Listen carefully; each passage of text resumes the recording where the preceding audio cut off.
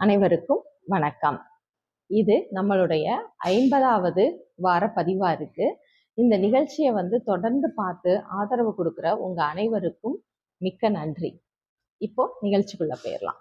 வாரம் ஒரு அக்குபஞ்சர் புள்ளி அப்படின்ற வரிசையில இன்னைக்கு நாம பார்க்க போற புள்ளி K7, அதாவது கிட்னில ஏர் பாயிண்ட். இந்த புள்ளி எங்க இருக்கு, இதனுடைய சிறப்பு என்ன, இதை போடும்போது என்ன மாதிரி பலன்கள்லாம் நமக்கு கிடைக்குது அப்படின்றத ஒன்னொன்னா பார்க்கலாம்.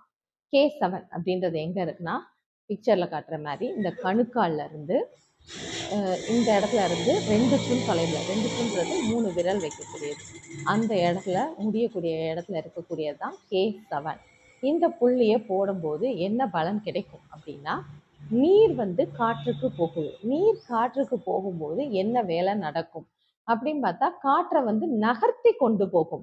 இதை நம்ம ஒரு சின்ன எக்ஸாம்பிளோட பார்ப்போம்னா, நல்ல ஒரு பசி இருக்கும். அந்த பசி இருக்கும்போது என்ன ஆயிருக்கும் அப்படின்னா, அப்படி வயிறெல்லாம் அந்த ஆசிட் உற்பத்தி ஆகி அங்க என்ன ஆயிரும்னா, ஏர் அப்படி பபிள் பபிளா ஆசிட்னாவே நமக்கு தெரியும். அது கொஞ்சோண்டு நீர் இருந்தாலும் அதுல என்ன ஆக ஆரம்பிக்கும்னா பபிள் வர ஆரம்பிச்சிடும். இந்த மாதிரி காற்று தேங்கி இருக்கும்போது நம்ம ரொம்ப பசியோட அப்படி அள்ளி சாப்பிடும்போது அவசர அவசரமா சாப்பிடுவோம். நேரம் என்ன ஆகும்னா நெஞ்செல்லாம் அடைக்க ஆரம்பிச்சிடும். அப்ப என்ன பண்ணுவோம்னா, அந்த அடைச்சதுக்கு டக்குன்னு தண்ணி குடிப்போம். தண்ணி குடிச்சோடனே தான் உள்ள அந்த அடைச்சது நீங்கிற மாதிரி இருக்கும். அது மாதிரி தான் இப்ப இந்த புள்ளி, இது எங்க அடைப்பு இருக்கிறத எப்படி நம்ம நீரை கொண்டு நகர்த்துறோம் அப்படின்றத பார்ப்போம். இப்போ இந்த மாதிரி நம்ம சாப்பிடும்போது சரியான செரிமானம் இல்லைனாலுமே, இல்ல அதிகமான நேரம் பசியை தள்ளி போடும் போதுமே, அந்த சரியான முறையான பசி இல்லாம நம்ம சாப்பிடும்போது என்ன ஆகுதுன்னா, உடம்புக்குள்ள நிறைய கேஸ் ஃபார்ம் ஆக ஆரம்பிக்குது. அது உங்க எல்லாருக்குமே நல்லாவே ஃபீல் பண்ணியிருப்பீங்க. கேஸ் பிரச்சனையை ஃபீல் பண்ணாத ஆளுக கண்டிப்பா இருக்கவே முடியாது. அப்போ அந்த அந்த இது என்ன ஆகும்னா, ரத்த ஓட்டத்துல கலக்க ஆரம்பிச்சிடும். அப்போ இந்த பிக்சர்ல காட்டுற மாதிரி அந்த ரத்த ஓட்டத்துல இந்த பபுள் பபுளா போகும்போது என்ன ஆகும்னா, ரத்த ஓட்டம் தடைபட ஆரம்பிக்கும். மென்மையா தான் போக ஆரம்பிக்கும். சீக்கிரமா அதால அந்த ஒரு ஃப்ளோ இருக்காது. அப்ப அந்த ஃப்ளோ இல்லைன்றப்போ நம்ம என்ன ஆகும்னா, அதிகமான நீர் வந்துச்சு அப்படின்னா அந்த அந்த இதை அடிச்சு தள்ளிரும், அந்த பபிள்ஸை உடைச்சிடும். இந்த மாதிரி விஷயத்தை தான் நம்ம பண்ண போறோம். இதுல என்ன பிரச்சனை வரும் அப்படின்னு கேட்டீங்கன்னா, நிறைய பேர் அவங்களே உணராம இன்னைக்கு சொல்லுவாங்க, இன்னைக்கு என்னன்னு தெரியல, பாதம் எல்லாம் ரொம்ப வலிக்குது, காலெல்லாம் ரொம்ப வலிக்குது, அப்படி உழையுது, நின்னாவே ரொம்ப வலிக்குதுன்னு சொல்லுவாங்க. ஆனா அவங்களுக்கே தெரியாது. அன்னைக்கு அவங்க இனிமேல் நீங்க இந்த மாதிரி பிரச்சனையில இருந்தீங்கன்னா அதை கவனிச்சு பாருங்க. ஏதாவது புரோட்டீன் ஐட்டம்ஸ் நீங்க எடுக்கும் போது, அதாவது மாவு பொருட்கள் எடுத்து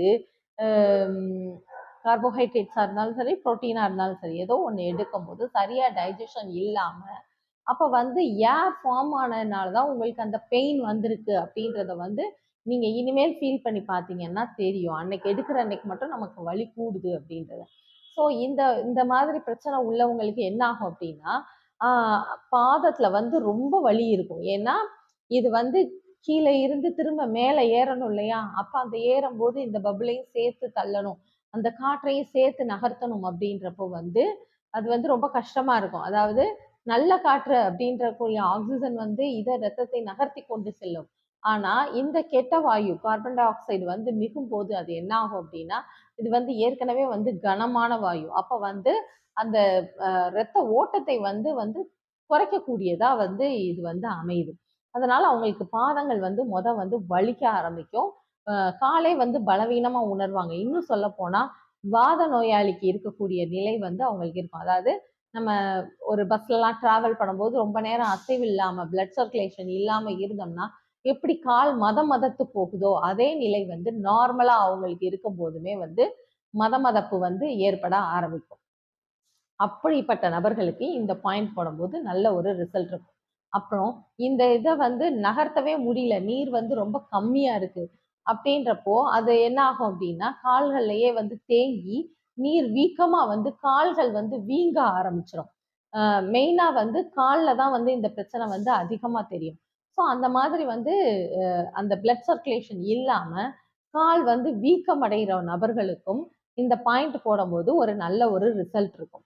ரெண்டாவது, இது வந்து அதிகமா தள்ள ஆரம்பிச்சிருச்சு அப்படின்னா இந்த காற்று வந்து என்ன பண்ணும்னா டக்குன்னு வந்து வெளியேத்துறதுக்கு அப்படியே அந்த பபிள் உடஞ்சி வெளியே தள்ளுச்சுன்னா என்னத்துக்கு ஆகும்? அந்த மாதிரி நம்ம உடம்புல என்ன செயல் நடக்கும் அப்படின்னு கேட்டீங்கன்னா டயரியா, அதாவது வயிற்றுப்போக்கு அப்படின்ற ஒரு விஷயம் வந்து சட்டுன்னு வந்து அவங்களுக்கு அன்னைக்கு சாப்பிட்டது வந்து சேராம அப்படியே உள்ளேயே வந்து ஒரு மாதிரி இருக்கும். இன்னும் சொல்ல போனா குடல் வந்து இறஞ்சிக்கிட்டே இருக்கும். ஆஹ் இன்னும் சில பேஷண்ட்ஸ்லாம் பார்த்தீங்கன்னா அவங்களுக்கு வயிறு அந்த சத்தம் வர்றது வந்து நமக்கே ட்ரீட்மெண்ட் கொடுக்கும்போது வந்து கேட்கும். அதுலயும் நீடில் போடும்போது அந்த கேஸ் கலையிறது வந்து நல்லாவே சவுண்ட் கேட்கும். அந்த அளவுக்கு வந்து குடல் இரைச்சல் இருக்கக்கூடிய நபர்கள் அவங்களுக்கும் இந்த பாயிண்ட் போட்டா கேட்கும். அப்படி இல்லை அப்படின்னா அவங்களுக்கு வந்து நார்மலா வந்து இப்படி ஆகி அடுத்து என்ன ஆகும் அப்படின்னா வயிற்றுப்போக்கா வந்து ஆக ஆரம்பிக்கும். அந்த மாதிரி வயிற்றுப்போக்குன்னு ஆரம்பிச்சாலும் அந்த டயத்துலயும் நம்ம இந்த பாயிண்ட் போடும்போது அது வந்து ஒரு நல்ல, அதாவது அந்த காற்றை வந்து விலக்கி நீர்மத்தன்மை, அதாவது இரத்த ஓட்டத்தை வந்து மிகுதிப்படுத்துது. அதனால இந்த பிரச்சனைகள் எல்லாம் வந்து இதுல வந்து நல்லாவே வந்து சரியாகும். அப்புறம் ரத்த ஓட்டம் அப்படின்னு சொல்லும்போது ரத்த ஓட்டத்தின் மூலமா தான் நமக்கு எல்லா விஷயங்களுமே கிடைக்குது. இதுல ரொம்ப முக்கியமான விஷயம் வந்து நமக்கு வந்து பிளட்டோட முக்கியமான விஷயமே வந்து ஆக்சிஜனை வந்து என்ன பண்ணுதுன்னா உள்ள எடுத்துட்டு கார்பன் டை ஆக்சைடை வெளித்தள்ளுது. இப்ப இதுலயே பிரச்சனை இருக்கும்போது ரொம்ப முக்கியமான பிரச்சனையான மூச்சிரைப்பு நோய் அப்படின்ற ஒரு நோய் வந்து அவங்களுக்கு வர ஆரம்பிக்கும். அதாவது வீசிங் ப்ராப்ளம் வந்து ரொம்ப இருக்கும். மூச்சு விட வந்து அவங்க ரொம்ப சிரமப்படுவாங்க. ஸோ அந்த மாதிரி நபர்களுக்கும் இந்த பிரச்சனையினால தான், அதாவது உங்களுக்கு வந்து வயிறு உப்பிசம் ஆகிறதுனால உங்களுக்கு ஒரு இது வருது, வீசிங் வருது அப்படின்னா, ஏதாவது சாப்பிட்டதுனால கன உணர்வு வந்து தான் உங்களுக்கு வந்து வீசிங் வருது அப்படின்னா அந்த டைம்ல நீங்க இந்த பாயிண்ட் போட்டீங்கன்னா அது அந்த காத்தை வந்து களைச்சு விடும்.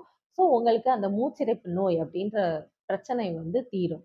இந்த ரெண்டாவது, இந்த மூச்சிரைப்பு நோய் மட்டும் இல்லாம பிளட் சர்க்குலேஷன் நம்ம பேசும்போது அதிகப்படியான இரத்த ஓட்டம் வந்து என்ன ஆகும்னா ஒன்று ப்ரெஷரா தான் வந்து மாறும், இல்லை கம்மியானது வந்து லோ ப்ரெஷரா இருக்கும். இந்த மாதிரி எந்த ப்ரெஷரா இருந்தாலும் லோ பிபி, ஹை பிபி, இப்படி எந்த நேரத்துலனாலும் நமக்கு என்ன ஏற்படுது அப்படின்னா அதுலேயும் முக்கியமாக வந்து ரொம்ப ஹை பிபியா இருக்கும்போது அதை அடிச்சு வெளியே தள்ள முயற்சி பண்ணும்போது அங்கே உள்ளுக்குள்ள நடக்கிற ஒரு போராட்டத்துல என்ன ஆகும்னா நமக்கு ரொம்ப புழுங்கி புழுங்கி புழுங்கி புழுங்கி வரும்.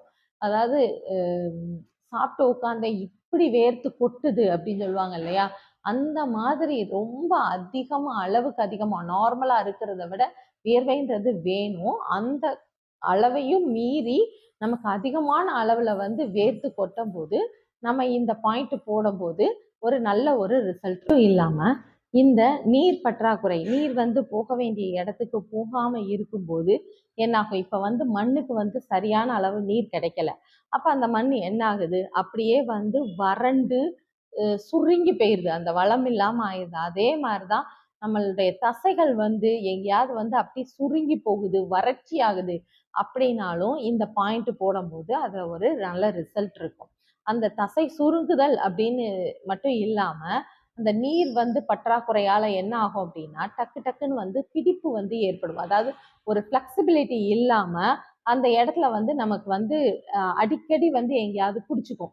அதையே நம்ம என்ன சொல்லுவோம்னா வாயு பிடிப்பு அப்படின்னு தான் சொல்லுவோம். அந்த மாதிரி வாயு பிடிச்சிருக்கும் போது இந்த பாயிண்ட் போடும்போது அது வந்து அந்த வாயுவை வந்து அகற்றுறதுனால நமக்கு அதுலயும் ஒரு நல்ல ரிசல்ட் இருக்கும். இந்த மாதிரி கொஞ்சம் யோசிச்சு நம்ம வந்து அக்குபஞ்சர் பாயிண்ட்டை பயன்படுத்தணும் அப்படின்னா இதனுடைய பலன் வந்து ரொம்ப சிறப்பா இருக்கும்.